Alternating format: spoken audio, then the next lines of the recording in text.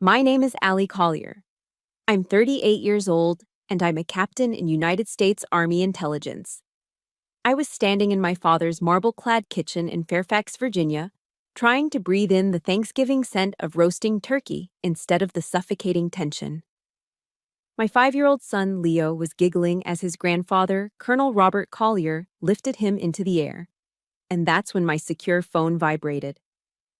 It was my husband, Mark. His voice was cold and clipped, stripped of all emotion. Allie, listen carefully. Get Leo and get out of there. Extract now. I started to ask why, but he cut me off. No time, go. 5 minutes later, sitting in my car at a red light, I checked the glove compartment out of pure instinct. Inside was a flash drive. Next to it, a handwritten note from Mark. If I don't make contact, don't trust anyone, not even your father.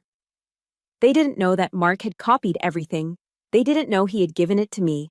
If you've ever been backstabbed by your own family over money, let me know where you're watching from in the comments.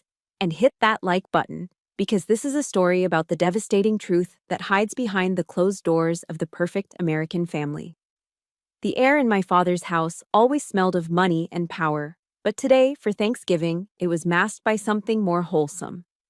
The rich, savory scent of roasting turkey mingled with the sweet spice of cinnamon and nutmeg from a pumpkin pie cooling on the granite countertop. It was a perfect scent for a perfect family portrait, the kind you see in catalogs for high-end furniture. The sprawling colonial home in Fairfax with its gleaming hardwood floors and marble-faced fireplace was the stage, and we were all playing our parts. I stood by the kitchen island, a silent observer. In the living room, my father, retired Marine Colonel Robert Collier, swirled amber liquid in a heavy crystal glass. Next to him, my older brother Daniel, the golden boy, did the same. They were deep in conversation about Collier Consulting, the family's lucrative defense consulting firm. Their voices were a low hum of contract numbers and fourth-quarter projections. They were gods in their own universe, and I was merely a satellite who had drifted into their orbit for the holiday. They'd barely acknowledged me when I arrived, offering a curt, "Allie," before their attention was immediately captured by my son. "Leo, there's my little champion," my father had boomed, sweeping him up into his arms. Daniel ruffled his hair. They loved Leo, or at least, they loved the idea of him. The continuation of the Collier name. I, on the other hand, was just the vessel that had delivered him. I told myself I was only here for Leo, to give him a relationship with his grandfather and uncle. It was the lie I repeated every year. But deep down, a part of me, the part that never grew up, still yearned for a single word of approval from my father. A sign that my life, my career as an Army intelligence officer, meant something more to him than a strange, unfeminine hobby. It never came. Suddenly, a sharp vibration against my hip cut through the thick atmosphere. Not my personal iPhone, but the burner-like, no-frills device the Army issued me.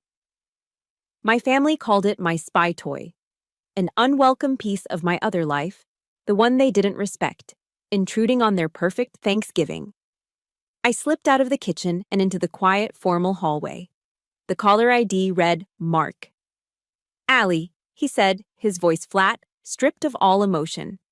It was his field voice, the one that meant things were bad. "Mark, what is it? Is everything okay?" "Listen carefully," he said, his words fast and precise. "Get Leo and get out of there. Extract now." The term extract sent a spike of ice through my veins. It wasn't a word a civilian used. It was a command. My training flooded the rising panic, replacing it with cold, sharp clarity. My heart hammered against my ribs, but my voice came out steady. "Mark, what's happening?" "No time," he repeated, and the line went dead. For a moment, I just stood there. The dead phone in my hand, the cheerful sounds from the living room feeling like they were from another planet. Then, I moved. My mind was already running drills, calculating threats. I smoothed my expression into one of mild annoyance, tucked the secure phone away, and walked back to the edge of the living room. My father was now showing Leo his collection of military medals displayed in a glass case. "Look, buddy, this one's for valor." I forced a smile. Oh, shoot, I said, making my voice light. I think Leo spilled his juice box all over my jacket in the car. It's probably getting sticky.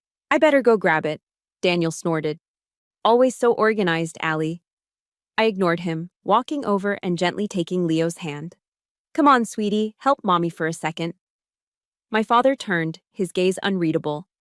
It was a look I knew well, the colonel's assessment. For a split second, I felt like a raw recruit under inspection. His eyes followed me as I scooped Leo into my arms, his small body a warm, trusting weight against my chest, and walked toward the front door without looking back. The cold November air hit me as I stepped outside. In the driver's seat of my practical, reliable Honda Accord, a car so different from the gleaming BMW and Mercedes in the driveway, my hands trembled slightly as I buckled Leo into his car seat. We're playing a new game, buddy, I whispered, my voice strained. A quiet game. I started the engine, the familiar hum a small comfort. My training, my instincts, screamed at me. Mark's call wasn't a warning, it was an order. Something was already in motion. And then I remembered something he'd said to me last week, a casual comment while packing a go bag for one of his own investigations. Just in case, I put a little something for you in the glove compartment. Insurance. My breath hitched. My fingers fumbled with the latch. The glove compartment clicked open. Inside, nestled next to the owner's manual and a spare pack of tissues, was a small black flash drive. And beside it, a folded piece of paper. Mark's familiar, hurried script. 4 words that shattered my world. Not even your father. The air left my lungs. Not even my father. Colonel Robert Collier, the decorated hero. The man whose honor was the bedrock of our family's identity. The man whose approval I had chased my entire life. The note wasn't just a warning, it was a confirmation of a terrifying, unspoken fear I'd buried for decades. The feeling that something was fundamentally wrong beneath the perfect surface of the Collier family. My father wasn't the fortress protecting us. He was the threat. I slammed the glove compartment shut, my knuckles white. Pulling out of the long tree-lined driveway, I didn't speed. I drove normally, another suburban mom running an errand on Thanksgiving. But inside, I was a soldier behind enemy lines. I merged onto I-66, heading west, away from Fairfax. Away from the house. My mind raced, trying to piece together a puzzle without any of the edge pieces. What did Mark find? What did it have to do with my father? About 5 miles down the highway, it happened. It wasn't a loud, fiery explosion like in the movies. It was a dull, resonant thump that I felt more in my chest than heard with my ears. My eyes shot to the rearview mirror. In the distance, rising above the autumn tree line, in the exact direction of my father's house, was a thick plume of dark gray smoke. It wasn't a gas leak. It wasn't an accident. My intelligence brain knew exactly what it was looking at. That was a controlled, deliberate blast. This was sanitation. A cleanup. They were destroying records, evidence, something they needed gone. And they were using the holiday as cover. And as I pressed my foot on the accelerator, putting more distance between that column of smoke and my son, a chilling certainty settled in my gut. They had just destroyed something. And my God, they could include my own father. My father? No. Mark had to be wrong. But then why? Why did a part of me, a deep wounded part, believe every single word he said? I drove without a destination, the Honda eating up the dark miles of Virginia interstate while Leo slept peacefully in the back. The plume of smoke had long since vanished from my rearview mirror, but its image was burned into my mind. Each mile I put between us and that house felt less like an escape and more like a journey backward in time. The question wasn't just what was happening now, it was why a part of me wasn't surprised. Why Mark's horrifying warning, not even your father, felt less like a revelation and more like a key turning in a lock that had been rusted shut for decades. The truth is, the evidence against my father had been accumulating my whole life. I just never had the courage to read it. My mind drifted, pulled back 21 years. I'm 17, sitting across from my father in his mahogany-paneled office. The room was a shrine to the Marine Corps and the Collier legacy. Medals, plaques, a photo of him with a senator. I had just told him my dream. I wanted to go to West Point.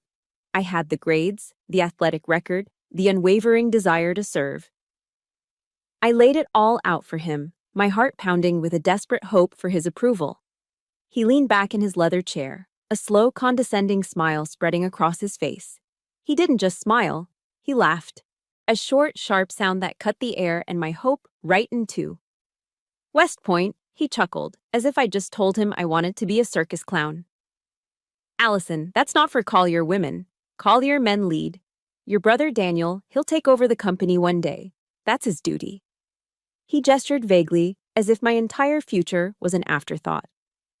You just need to find a good husband. That's your path. He said it so casually, as if he were commenting on the weather. He had laid out my entire life's purpose in a single sentence, and it had nothing to do with who I was or what I wanted. I was not a leader. I was not a soldier. I was a daughter. An accessory to the family name, whose only function was to make a respectable match. The cold dismissal in his eyes that day became the first major crack in the foundation of my world.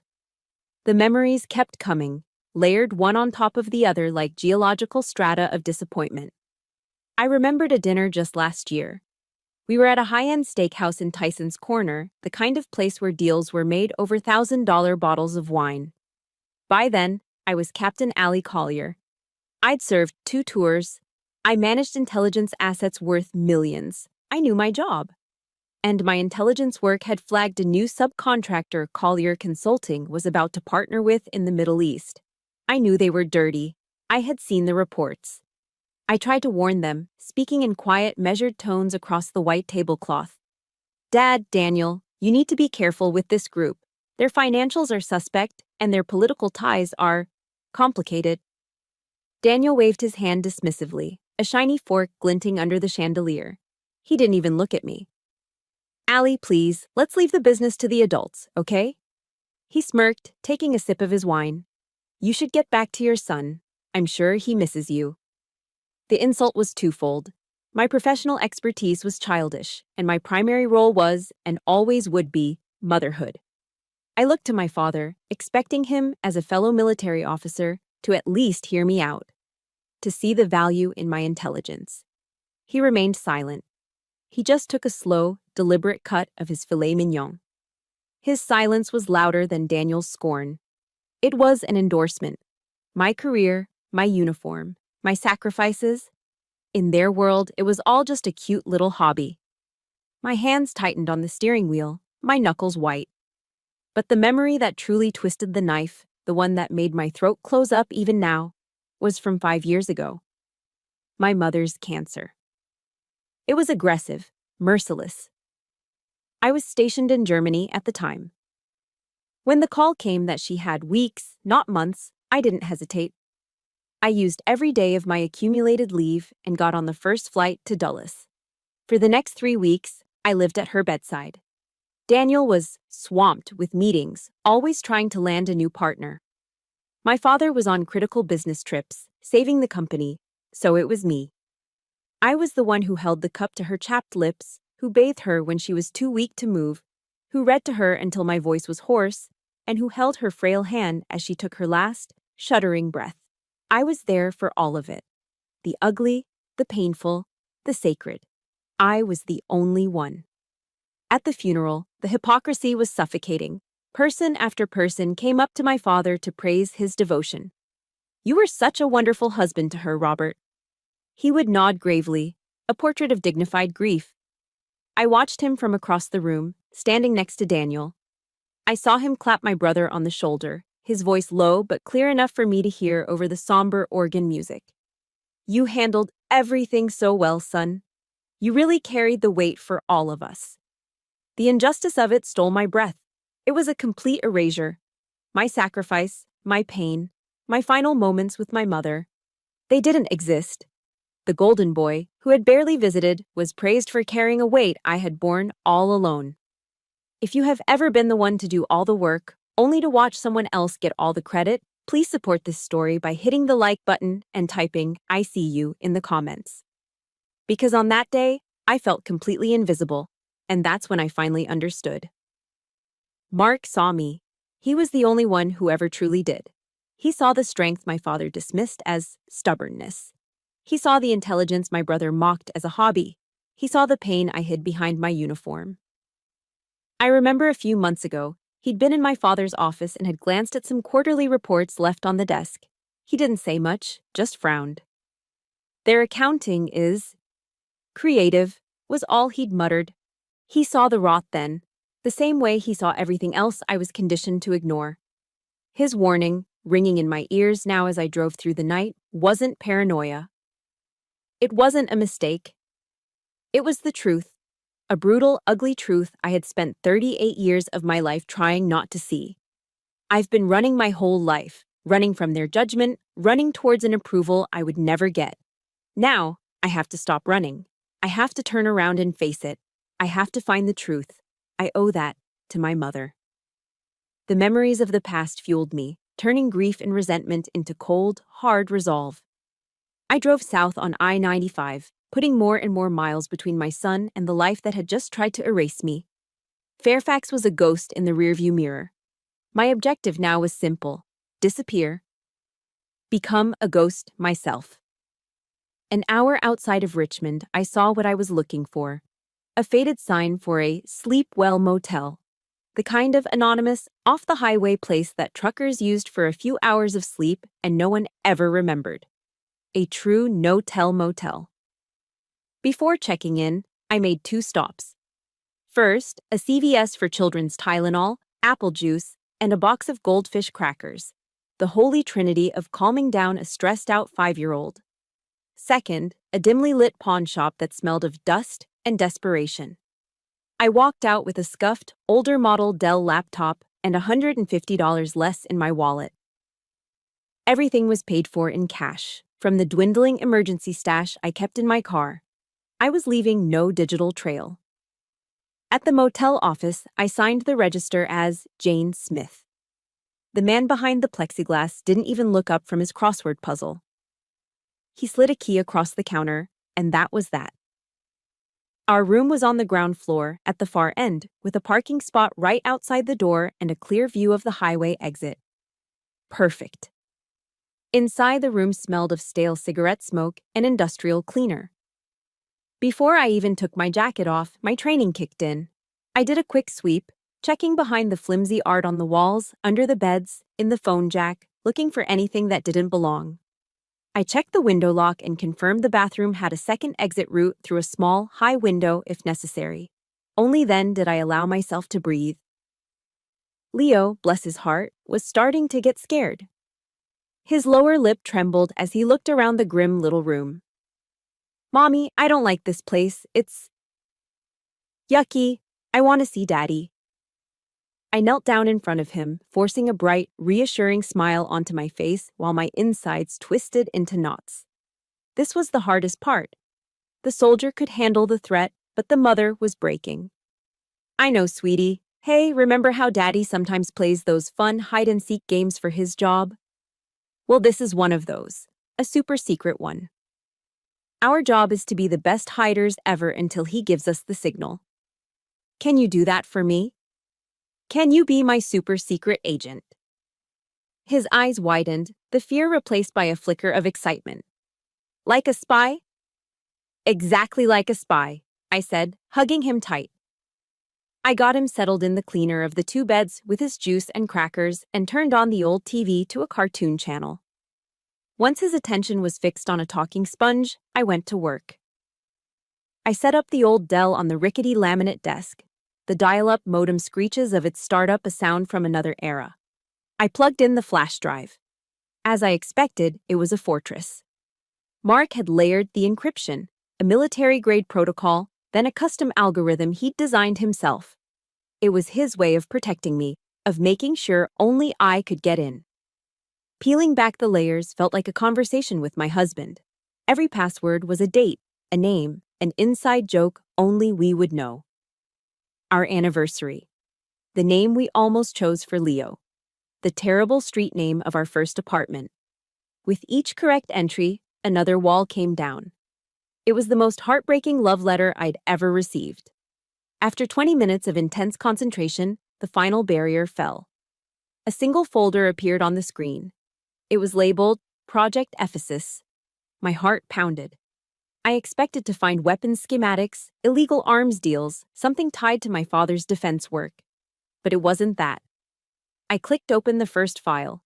It was a legal document, a revised last will and testament for my mother, dated just 3 months before she died, notarized by a name I didn't recognize. This version left her entire personal fortune, her family inheritance that was separate from my father's money, in a trust managed exclusively by Daniel, to be used for the family's best interests. My name was nowhere on it. I clicked on the next file. It was a spreadsheet detailing a series of offshore wire transfers, routing money from Collier Consulting's pension fund into a shell corporation in the Cayman Islands. A corporation registered to Daniel Collier, millions of dollars, stolen from their own employees. The final document was a memo, outlining a strategy for a hostile takeover of my mother's assets upon her death, leveraging the fake will to absorb everything into the primary Collier estate, effectively and legally stealing my inheritance. Project Ephesus wasn't about national security. It was a meticulous, cold-blooded plan to rob a dying woman and disinherit her only daughter. A wave of nausea washed over me. I pushed back from the desk, my hands shaking. To distract myself, I unmuted the TV. The local Richmond news, WTVR6, was on. And then I froze. My father's face filled the screen. He was standing in front of the smoking ruins of our family home in Fairfax, his arm in a sling, a light bandage on his hand. He looked directly into the camera, his face a mask of carefully crafted sorrow. "We are just devastated," he said, his voice thick with fake emotion. "It appears to have been a tragic gas leak accident. We thank God that my daughter and grandson had just stepped out moments before. We are just grateful everyone is safe." Liar. My stomach turned. There was no grief in his eyes. There was only cold, hard calculation. He was controlling the narrative, setting the stage. And I knew, with sickening certainty, what that explosion was for. His home office.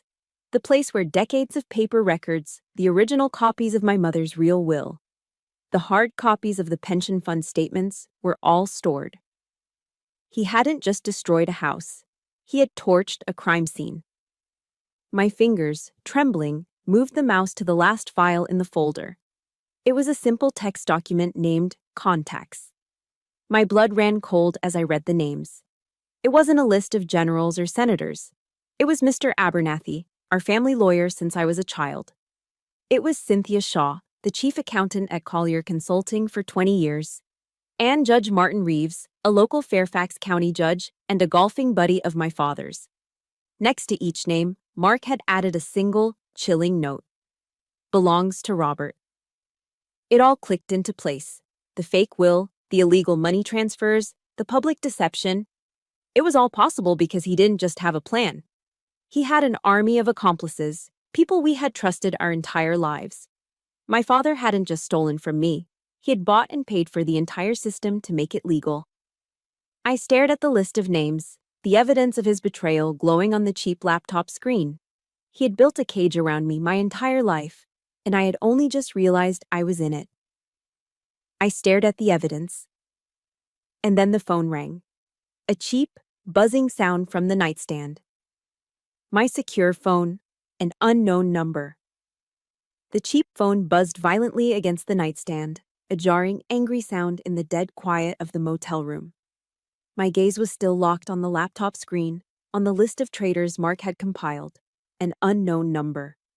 My training told me not to answer. My gut, twisted with a sickening premonition, told me I had to. I picked it up, my hand slick with sweat. I didn't say anything. I just listened. For a moment, there was only static. Then, a voice that was as familiar to me as my own heartbeat filled the line. My father. But this wasn't the cold, calculating colonel from the TV screen. This was the voice of a concerned father, dripping with practiced warmth and anxiety. "Allie, oh thank God, Allie, where are you? We've been worried sick." I remained silent, my knuckles white on the phone. My eyes flickered to Leo, who was still asleep, his face peaceful and innocent. "Listen to me, honey," my father's voice continued. a perfect imitation of paternal love. You and Leo are safe. That's all that matters. There's been a terrible incident at the house, but that's not the worst of it. He paused, letting the dramatic silence hang in the air. Allie, it's Mark. He did this. The explosion, the mess at the company, all of it. He's under federal investigation for embezzlement. The sheer audacity of it was like a physical blow. It knocked the wind out of me. He was taking the exact truth, the crime he had committed, and pinning it perfectly onto Mark. It was brilliant. It was monstrous. It was gaslighting perfected into an art form. My throat was too tight to speak. Are you there, Allie? He pressed, his concern sharpening into impatience. Here, your brother wants to talk to you. Before I could protest, the phone was handed off, and Daniel's voice, sharp and laced with a lifetime of contempt, spat into my ear. Allie, what the hell are you doing? Have you lost your mind? Are you seriously on the run with that two-bit federal agent, that criminal? The word criminal ignited a hot surge of fury in my chest. I still couldn't speak, but my grip on the phone tightened until the plastic creaked. He set up the company, Allie. Daniel's voice rose, shrill and accusatory. He planted evidence, caused the explosion to cover his tracks, and now he's dragged you into it. The police are looking for you. They think you're an accomplice. Do you have any idea what you're doing to the Collier name? To this family? You are destroying everything Dad has built. You stupid, stupid girl. There it was. Stupid. The word he had used on me since we were children. The word that always made me feel small, incompetent, worthless. The accusation that I, the black sheep, was once again the source of the family's shame. Every word was a carefully chosen weapon, designed to hit a nerve, to trigger a lifetime of insecurity. Then the phone was snatched back. My father's smooth, authoritative voice returned, a balm after Daniel's acid. It was a classic interrogation tactic. One bad cop, one good cop. Daughter, listen to me now, he said, his tone softening, pleading. Daniel is upset, we all are. But you need to listen to your father. Mark has deceived you. He twisted things, made you believe these lies because he was cornered. He's the traitor, Allie, not us. He's a desperate man. He let that sink in before delivering the final, master stroke. Come home, honey. Just bring Leo and come home. I'll fix this. I can protect you. I'll get the lawyers. I'll clear your name. I will make this right. You have to stop trusting him. He paused, and his next words were a direct echo of Mark's warning, twisted into the ultimate tool of manipulation. You have to trust your father. You'll always be my daughter. He hung up. The silence that followed was deafening. The room felt small, the air thick and unbreathable. I was shaking, a violent tremor that started in my hands and spread through my whole body. Everything in me screamed that he was lying. The evidence was right here, glowing on this cheap laptop screen. Spreadsheets, legal documents, Mark's meticulous notes, cold, hard, undeniable facts. My training, my instincts, my own eyes were all telling me the same thing. My father was a thief and a liar. And he was trying to frame my husband to save himself. But that voice, his voice, the voice of Colonel Robert Collier, the voice that had commanded respect on battlefields and in boardrooms, the voice that had defined my world, that had set the standards I always failed to meet, the voice that, for 38 years, had been the ultimate authority on truth and honor in my life. It was a voice that was ingrained in my DNA, hardwired into my subconscious, and for one terrifying, paralyzing second, I doubted everything. Was I wrong? Could Mark, my quiet, steady Mark, be capable of such a monstrous deception? Had I been a fool, manipulated by the man I loved? Was my father, despite everything, telling the truth? Was he just a father trying to protect his family from a threat I was too blind to see? The screen glowed in the dark room. On one side, the digital proof of my father's crimes. On the other, the echo of his voice in my head, a lifetime of conditioning pulling me back into the fold, telling me to obey, to trust, to be a good daughter. It was an impossible choice, believe the evidence of my own mind or believe the man who had shaped it. The conflict was a physical agony, a tearing sensation in my chest. And in that moment, I understood how they had controlled me my entire life. Not with fists, but with this. This insidious poison of doubt, this warping of reality that made me question my own sanity. But then, the image of my mother's tired face in that hospital bed flashed in my mind. The memory of my father's cold words at her funeral. The sting of their dismissal, over and over and over again. They were lying. The spell broke. The doubt evaporated, replaced by a certainty so cold and pure it felt like ice solidifying in my veins. Everything they had just said was a lie. Every word was a performance. I couldn't trust my father. I couldn't go home. I had to trust the flash drive. I had to trust the man who had given it to me. I had to trust Mark. And I knew, with absolute clarity, that I couldn't do this alone. I was outgunned and isolated. I needed to find an ally. Now. The silence after that phone call was a suffocating blanket of dread. I was an island, and the sharks were circling. My father's words echoed in my head, a venomous whisper of doubt. I had the evidence, but I was alone, and they were powerful. I needed an ally. I needed a sign. I needed something more than just my own fractured conviction. As if summoned by my desperation, the screen of the cheap laptop flickered.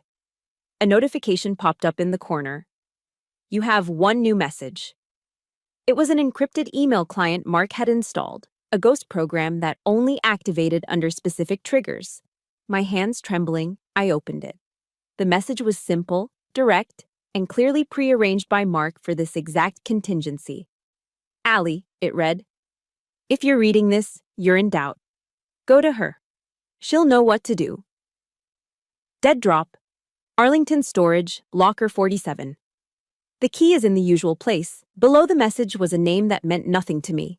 Evelyn Reed, Askies. And an address for a law office in Arlington. Mark had a plan. He always had a plan. Hope, sharp and painful, pierced through the fear. First thing was Leo. I couldn't bring him with me. I drove north, back towards the danger zone, my eyes scanning every car in the rearview mirror. My destination was a small townhouse in Alexandria, the home of Sarah, a fellow Army captain I'd served with in Afghanistan. She was a single mom, tough as nails, and one of the few people on earth I would trust with my son's life. When I explained, leaving out the details but conveying the urgency, she didn't ask questions. She just pulled me into a fierce hug and then scooped up a sleepy Leo. He's safe with me, Allie, she said, her eyes firm. Go, raise hell. Leaving him was the hardest thing I'd ever done, a physical tearing in my chest, but I knew it was the only way.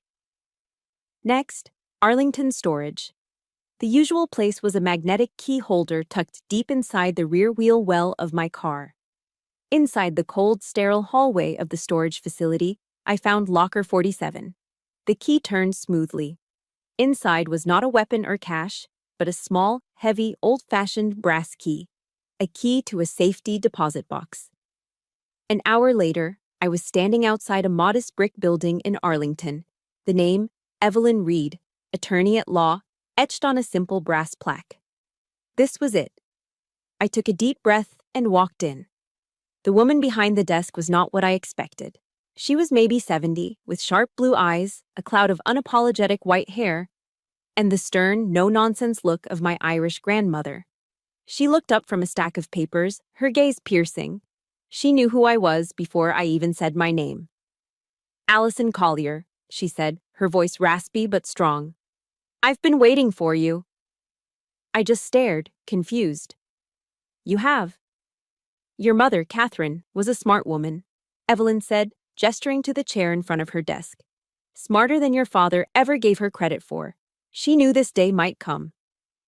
Evelyn's office felt like a safe harbor, filled with books, the scent of old paper, and Earl Grey tea.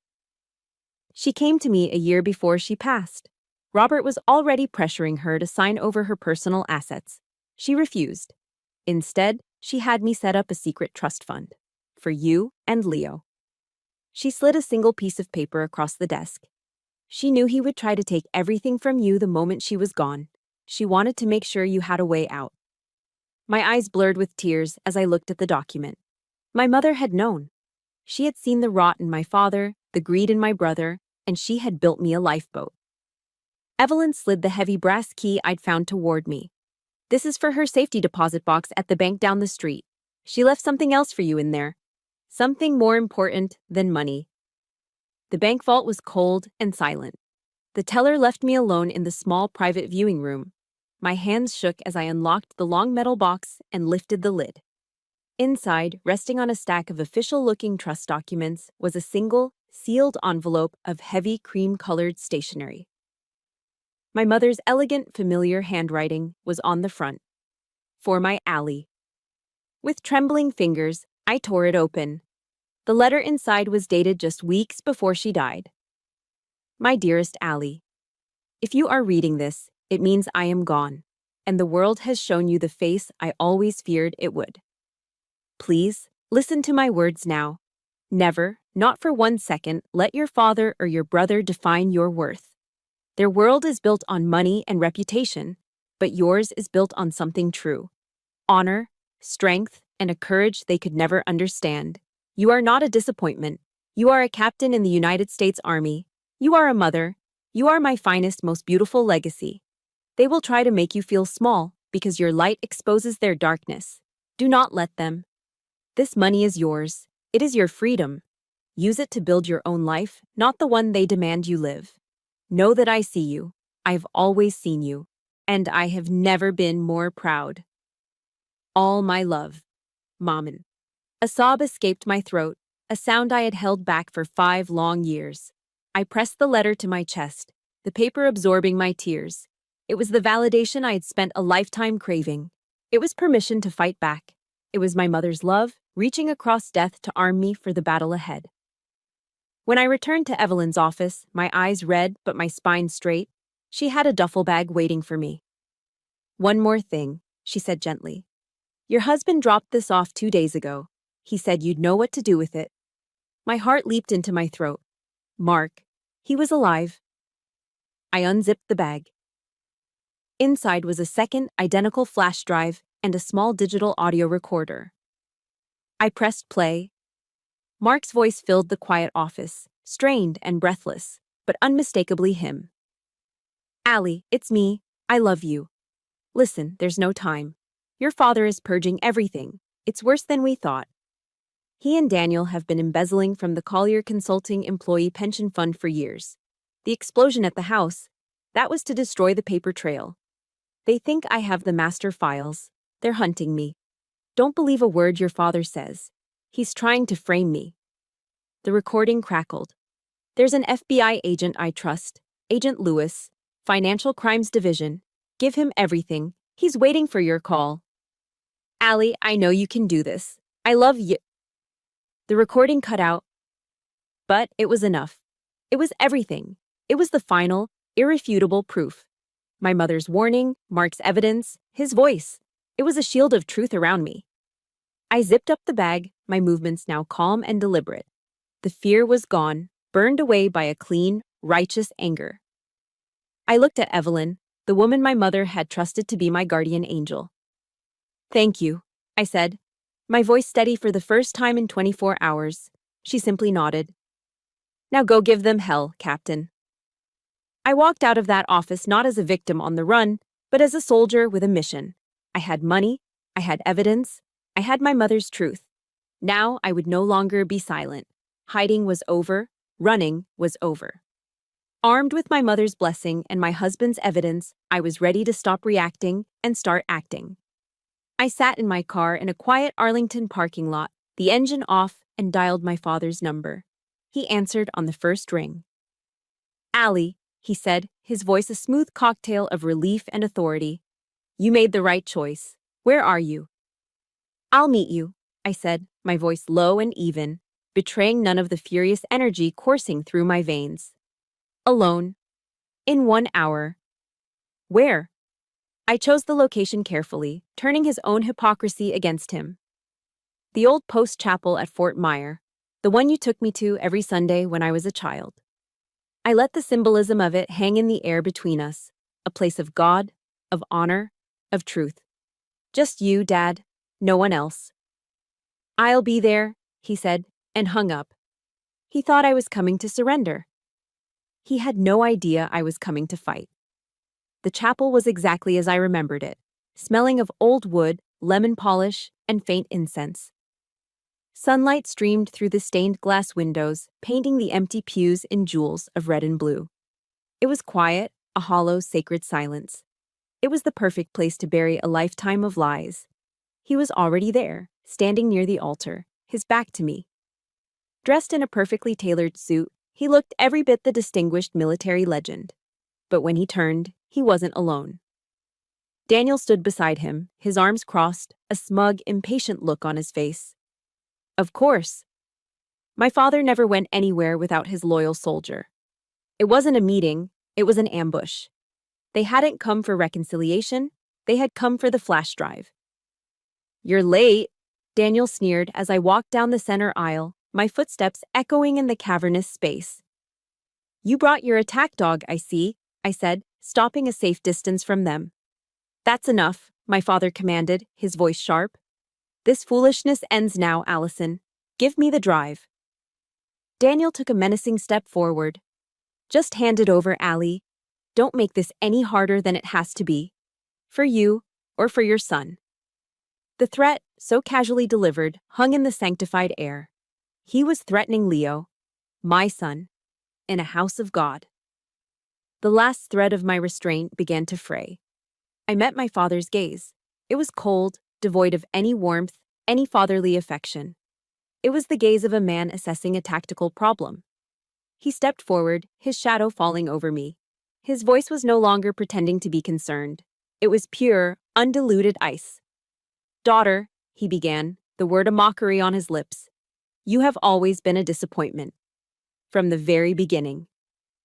Your mother, God rest her soul, she was too soft on you. She let you indulge your fantasies." His eyes swept over me, a look of utter disdain on his face. "Chasing that cheap little army career of yours, playing soldier, when your duty, your real duty, was to this family. To its name, to its legacy." He gestured between himself and Daniel. "Mark is the same. A failure who couldn't cut it in the real world, so he attached himself to you, to us. Two failures, dragging the Collier name through the mud." He extended his hand, palm up. "Now, give me the flash drive.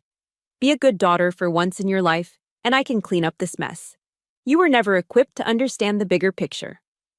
Disappointment. Cheap career. Failure. The bigger picture." Every word was a poisoned dart, the summary of a lifetime of his judgment. And in that moment, something inside me didn't just break. It vaporized. The years of pent-up pain, of silent resentment, of desperate yearning for his approval, all of it vanished, replaced by a clarity so absolute it was blinding. The last straw had been laid, and the weight of it was nothing. I started to laugh. It wasn't a happy sound. It was cold and sharp and humorless. It was the sound of a chain snapping. They both stared at me, their confident smirks faltering. They had expected tears, pleading, surrender. They had never, in my entire life, heard me laugh at them. "The bigger picture," I said, my voice dangerously quiet. "Let's talk about the bigger picture, Dad." I took a step forward into the light, claiming the space between us. "You really think I don't know? You think I'm that stupid girl you've always told me I am?" I saw a flicker of uncertainty in his eyes. "You think I don't know about Project Ephesus?" The name hit them like a physical force. Daniel flinched. My father's jaw tightened. "You think I don't know about you stealing Mom's inheritance with a forged will while she was dying?" I continued, my voice rising, each word a hammer blow. "You think I don't know about you and Daniel embezzling millions from your own employees' pension fund? People who trusted you?" I looked my father directly in the eye, all the fear I'd ever had of him gone. "I am not the disappointment here. I am a captain in the United States Army. I am a mother. I am my mother's daughter." "You," I said, my voice dropping to a low, searing whisper, "you are a thief. And a liar." I held his gaze, pouring every ounce of my newfound strength into it. "And I will not be silent anymore." If you have ever had that one moment where you finally stood up and spoke your truth to someone who always put you down, hit the like button and write "I am not silent" in the comments to stand with me. I didn't wait for a response. There was nothing more to say. I turned my back on them, on the years of pain, on the two men standing stunned and speechless at the altar. I walked up that aisle, not as a fleeing daughter, but as a soldier heading to the front lines. The sunlight through the stained glass window felt warm on my face. I left the chapel, leaving them in stunned silence. My battle had just begun. Leaving the chapel, I didn't feel victorious. I felt hollowed out, drained. The confrontation had been a necessary amputation, cutting away the gangrenous limb of my family. Now the real work began. I drove straight back to Arlington, to the one safe harbor I had left, Evelyn Reed's law office. The battle for my soul was over. The battle for justice was about to begin. When I walked in, Evelyn took one look at my face and put a kettle on without a word. She knew. An hour later, we were no longer in her office, but in a sterile, anonymous conference room in a federal building in downtown D.C. Across the table from us sat Special Agent Lewis of the FBI's Financial Crimes Division. He was a tall, serious man in his late 40s with tired eyes that told me he'd seen every kind of greed and corruption imaginable. He was exactly the man Mark had told me to find. "Captain Collier," he said with a nod, "I'm glad you called." With Evelyn at my side, I laid it all out. The two flash drives, Mark's original and the one he'd left with Evelyn, were placed in the center of the polished table. I played the audio recording of Mark's message. I handed over the copy of my mother's real will and the trust fund documents.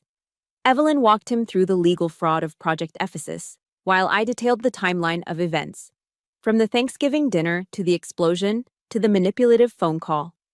I delivered my report with the cool, factual precision of an intelligence briefing, keeping the raw emotion locked down. Lewis listened intently, his expression unreadable. He plugged the drives into a secure FBI laptop and his eyes scanned the contents.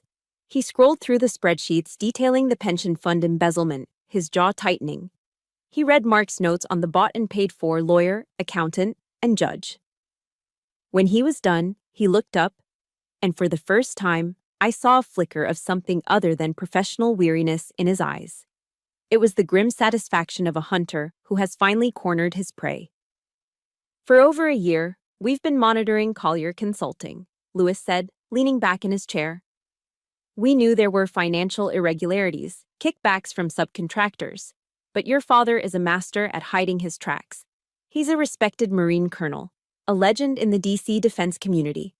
We had smoke, a lot of it, but we could never find the fire." He tapped a finger on the laptop screen, on the folder labeled Ephesus. "Captain, this is the smoking gun." The validation in those words was so powerful it almost brought me to my knees. It was real. I wasn't crazy. The fight hadn't been for nothing. Suddenly, the adrenaline that had been fueling me for the past 48 hours evaporated, leaving behind a profound, bone-deep exhaustion. Back in Evelyn's quiet office, the reality of it all crashed down on me. I sank into the chair, the weight of the betrayal, the fear for Mark, the confrontation with my father, all of it threatening to pull me under. Evelyn placed a steaming cup of Earl Grey tea in my hands, her touch firm and steady. "Your mother would be so proud of you, child," she said softly. My eyes fell on a book sitting on the corner of her desk. It was Daring Greatly by Brené Brown. I'd read it years ago, but one line came back to me with stunning clarity. "Vulnerability is not weakness. It's our greatest measure of courage." All my life, I had tried to be strong in the way my father defined it. Stoic, unemotional, tough. I had hidden my hurt, my unfeminine ambitions, my vulnerabilities. I had stayed silent to avoid his judgment, to avoid being called a disappointment. But I realize now that my silence hadn't been strength. It had been fear. Exposing my family's toxic truth, laying bare the ugliest, most painful parts of my life for the world to see, that was my greatest vulnerability. And according to Brené Brown, it was also the bravest thing I could possibly do. I was silent for too long. I said, more to myself than to Evelyn, because I was afraid of what they would call me. I looked up at her, a new strength solidifying within me. But Brené Brown is right. Telling the truth is courage. I'm done being weak. Evelyn smiled, a small, fierce smile. Good. Then let's make a plan. For the next hour, we became a war council. The three of us, the soldier, the lawyer, and the Fed, mapped out the endgame. The strategy was a three-pronged attack. First, Agent Lewis and his team would secure a warrant to raid the Collier Consulting headquarters in Tyson's Corner. Second, Evelyn would file an emergency injunction to freeze all of my father's and Daniel's personal and corporate assets, based on the evidence of the fraudulent will and embezzlement. The final piece was the key to making the charges stick. We need a star witness to walk the jury through these documents, Lewis said. We need Mark's testimony. A cold knot of fear tightened in my stomach. We don't know where he is. They're hunting him. Agent Lewis held up a hand. About that, he said, and a small smile touched his lips for the first time. Mark is safe, Allie. He's in a secure FBI safe house. The breath I'd been holding for 2 days rushed out of me in a ragged sob. Relief, so potent and overwhelming, flooded through me, and I finally let the tears fall. He was alive. He was safe. Lewis continued gently.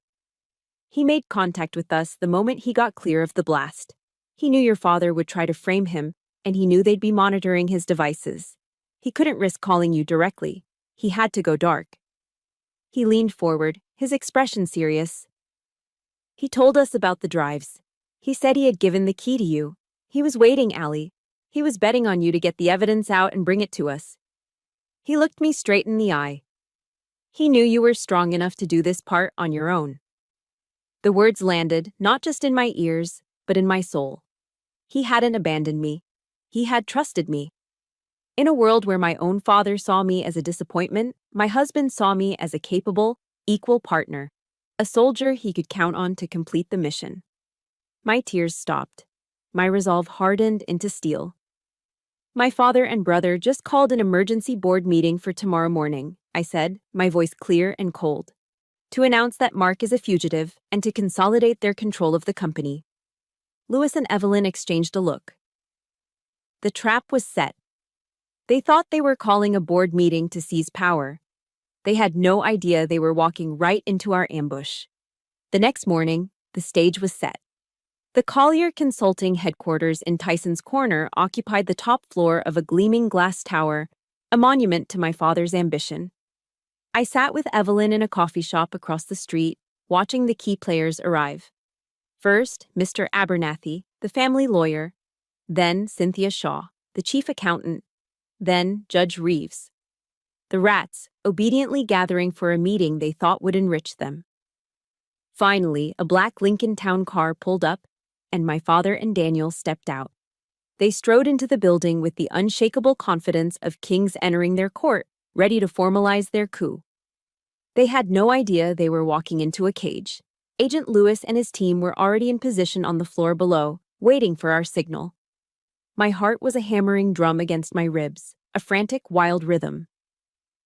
But on the outside, I was perfectly still. I had spent the night before meticulously pressing my Army service uniform, the formal Class A's, with the jacket, the ribbons, the polished brass. It was my armor. Today, I would not be Allie Collier, the disappointing daughter. I would be Captain Collier of the United States Army, and I would remind my father what true honor looked like. It's time, Evelyn said, her voice calm and steady. We stood up, leaving our unfinished coffees on the table, and walked across the street to the tower.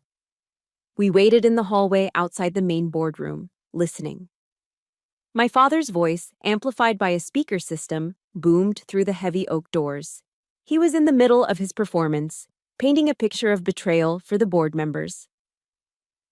A tragic situation, he was saying, his voice resonating with false gravity. My son-in-law, Mark, a man we welcomed into our family, has abused our trust in the most profound way. The evidence of his embezzlement is clear.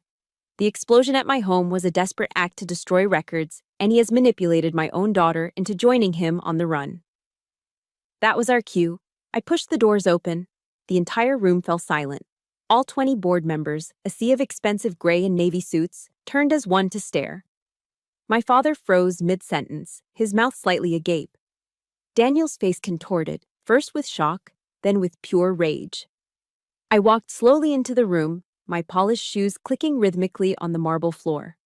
I was in full uniform, the ribbons on my chest a stark contrast to the corporate logos and power ties surrounding me. I stopped at the foot of the long, polished conference table. "Forgetting to invite me, Dad?" I asked, my voice dangerously calm. His shock curdled into fury. "Allison, you have no right to be here. Security." "I believe I do." A new voice cut in. Evelyn Reed stepped into the room behind me, a leather briefcase in her hand. She radiated a tough, unshakable authority that even my father couldn't ignore. "I am Evelyn Reed, the legal executor of the late Catherine Collier's estate." She looked around the room, making eye contact with every single person. "And as the representative of her 30% share in this company, my client most certainly has a right to be here." A shocked murmur rippled through the room. My mother's shares were supposed to have been absorbed, controlled by my father. Their faces told the whole story. "This is absurd," Daniel snarled, taking a step towards me. "Get her out of here." I held up my hand and the room fell silent again. All eyes were on me. This was my stage now. "This meeting isn't about Mark," I announced, my voice clear and ringing, carrying to every corner of the room. "This meeting is about Project Ephesus." I saw Abernathy and Shaw flinch at the name. My father's face went pale. "It's about the $15 million you," I said, pointing directly at my father. "And you," I added, shifting my gaze to Daniel. "Embezzled from your own employees' pension fund. It's about the fraudulent will you created to steal my mother's inheritance while she lay dying. It's about fraud. It's about theft. It's about honor." "You shut your mouth!" Daniel lunged, his face a mask of primal rage, his hand reaching for me. He never made it. "That's far enough, Mr. Collier," a calm voice commanded from the doorway. The boardroom doors swung fully open. Agent Lewis stepped inside, flanked by 2 other FBI agents, their jackets open to reveal their sidearms and badges. The board members gasped, shrinking back in their chairs. "No," Lewis said, his voice cutting through the tension like a razor. He looked directly at my father. "Colonel Robert Collier, you are under arrest for wire fraud, embezzlement, and conspiracy." 2 agents moved swiftly toward my father, who stood frozen, his face a grotesque mask of disbelief and fury. The other agents intercepted Daniel, spinning him around and cuffing his hands behind his back with brutal efficiency. The sound of the handcuffs clicking shut echoed in the stunned silence of the room. My father didn't look at the agents. He didn't look at the horrified board members. He looked at me.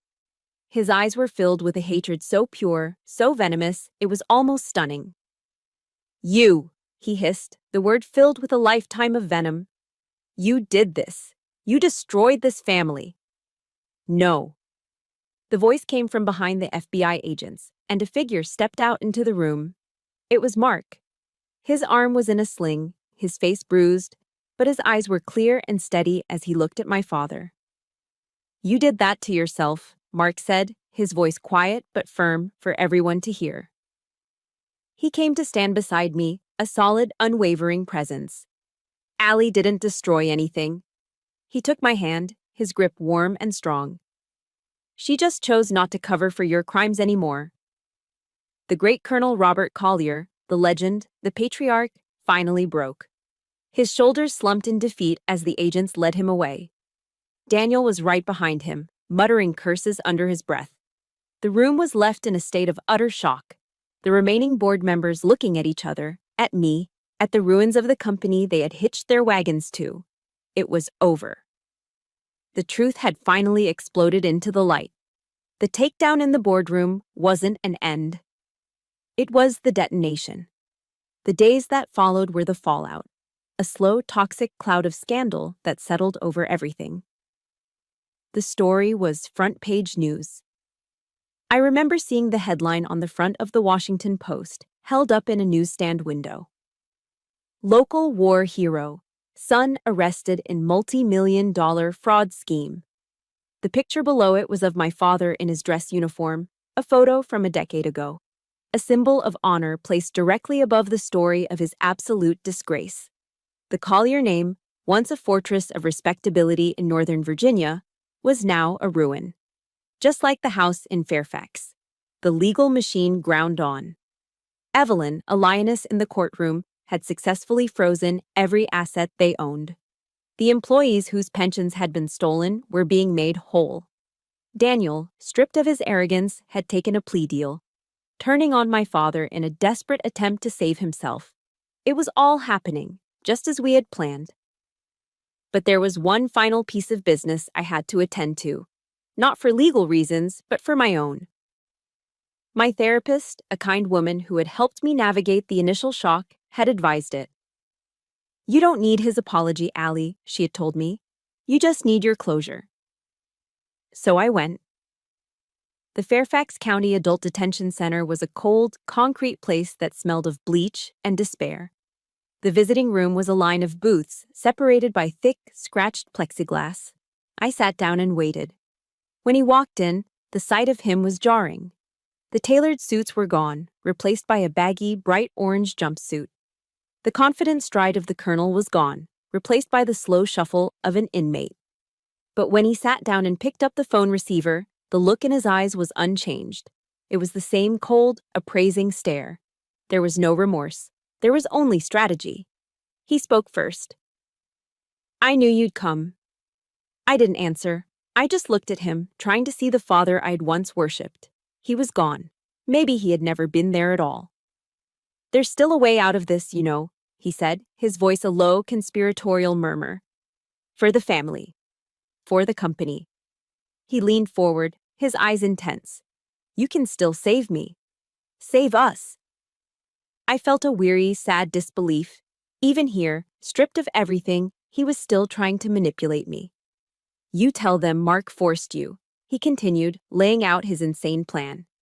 "Tell them he was abusive, that he coerced you into this. You were unstable, grieving your mother, not thinking clearly. We can paint him as the villain, salvage the company's reputation. We can still fix this, Allison." He actually believed it. He believed that after everything he had done, the theft, the lies, the betrayal, that my loyalty should still belong to him. He believed I would sacrifice my husband, my integrity, and my own sanity to save the precious Collier name. The sheer, breathtaking narcissism of it was the final confirmation I needed. The man sitting in front of me was a stranger. I took a slow, deep breath, the last vestiges of a daughter's hope leaving my body with that exhale. I was finally free. I looked him straight in the eye, my gaze clear and steady. "No," I said, my voice quiet, but carrying through the cheap plastic receiver with absolute finality. "There is no us. There is no fixing this. I didn't come here to save you, Dad. I came here to say goodbye." He stared at me, his mouth falling slightly open, genuinely shocked that his puppet was refusing to dance. "I spent 38 years of my life twisting myself into knots, trying to earn your approval. Trying to be worthy of your love," I continued, the words coming easily now. A truth I had waited a lifetime to speak. "I joined the army to make you proud. I tried to be the perfect daughter. I stayed silent when you and Daniel belittled me, because I thought that's what family did. But I'm done now." I let the words settle in the space between us. "You told me in the chapel that I have always been a disappointment to you." I gave him a small, sad smile. "Well, here's the truth. I am not your disappointment. You are my disappointment." I saw the flicker of rage in his eyes, the mask of the calm manipulator finally cracking. But it didn't matter anymore. His anger had no power over me. "Goodbye, Robert," I said, using his first name for the first time in my life. I gently placed the receiver back in its cradle, stood up, and walked away. I did not look back. That evening, Mark and I sat on the wide, welcoming porch of Evelyn's Arlington home. She'd insisted we stay with her until we found our footing. The sun was setting, painting the sky in soft shades of pink and orange. We were sipping tall glasses of sweet iced tea, the condensation dripping onto our hands. We had picked up Leo from Sarah's house that afternoon. He was now fast asleep upstairs, safe and sound. the quiet hero of a war he never knew was fought. We sat in a comfortable silence for a long time, simply breathing. We were exhausted, hollowed out, but for the first time in what felt like an eternity, we were at peace. Mark finally broke the silence, his voice soft. "This is going to take a long time to heal from, you know." I reached over and took his hand, lacing my fingers through his. His hand was warm and strong, a familiar anchor in a world that had been turned upside down. "I know," I whispered. I leaned my head on his shoulder, watching the last sliver of the sun disappear below the horizon. The fight was over. The fallout was just beginning. But as the first stars began to appear in the twilight sky, I felt a lightness in my chest I hadn't realized was missing. The crushing weight of trying to be someone I wasn't for a man who would never see me was finally gone. "But for the first time in my life," I said, my voice thick with emotion, "I feel free. I no longer have to try to be worthy of his love." A year can change everything.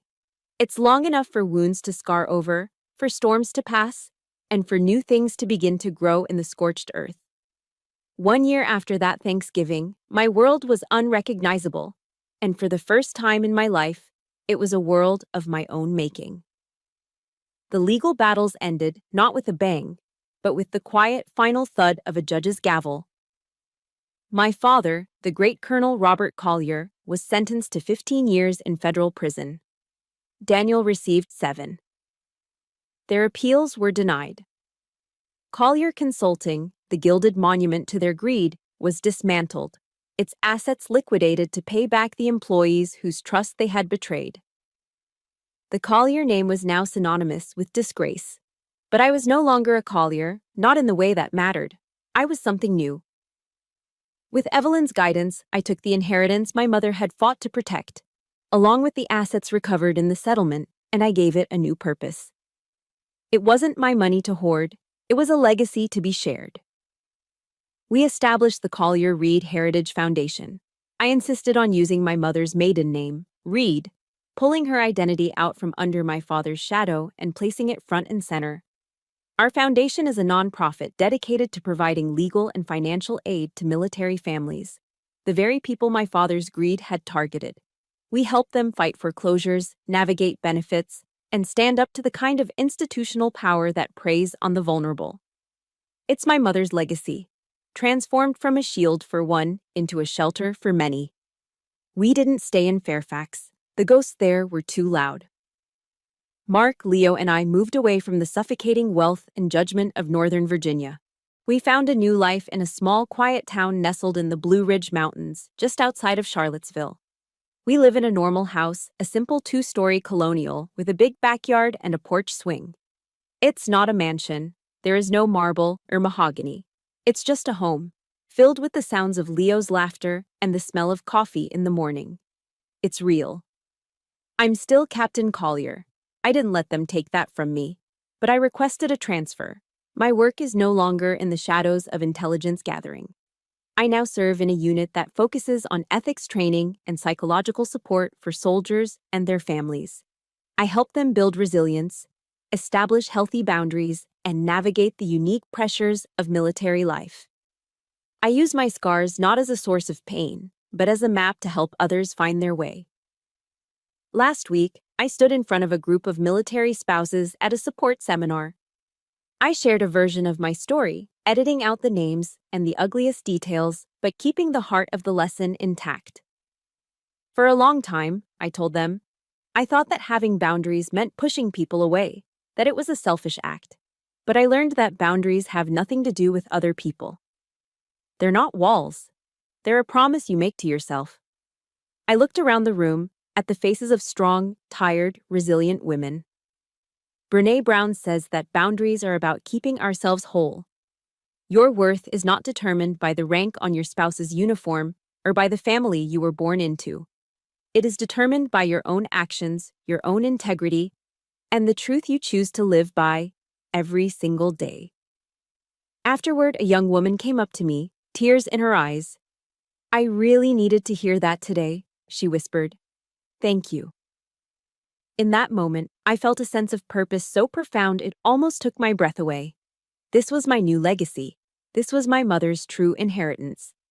This morning, the three of us are doing what has become our favorite weekend ritual, hiking a trail along the Blue Ridge Parkway. The air up here is crisp and clean, smelling of pine and damp earth. Leo, now 6, runs ahead on the path, pointing out a hawk circling high above in the brilliant blue sky. Mark and I walk hand in hand, our steps falling into an easy, comfortable rhythm. We are not Collier rich anymore. We are just happy. It's a quiet, sturdy happiness built on a foundation of truth and trust. Mark squeezes my hand. Did he ever? He asks, his voice gentle. He doesn't need to finish the sentence. One letter, I reply, my eyes on the vast rolling mountains ahead. About 6 months ago. It came from the prison. What did it say? I don't know, I say. I didn't open it. I looked at him and smiled, a real, genuine smile that reached my eyes.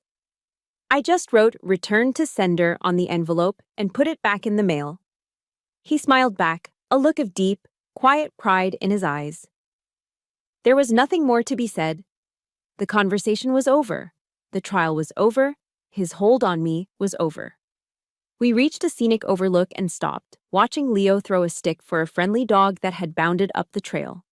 The view was endless, a rolling sea of green and blue that stretched all the way to the horizon. I took a deep breath, filling my lungs with the clean mountain air. For 38 years, I had lived in the shadow of a great man, waiting for a dawn that was his to give. But standing here, with my real family, in this quiet, beautiful place, I finally understood. The dawn wasn't his to give, it was mine to create. And this new day, this new life, was just beginning. That was my journey from a long night into a new dawn. It wasn't easy, but it was mine. And I know I'm not the only one who has had to find their own light in the darkness. My story is just one of many. This channel is a place for stories like these. Stories of resilience, of drawing boundaries, and of turning pain into purpose. If my journey resonated with you, please press the like button to show your support and subscribe to join our community. Your story matters, and you are not alone. Thank you for listening. Remember, no matter how dark the night gets, you always have the strength to create your own sunrise.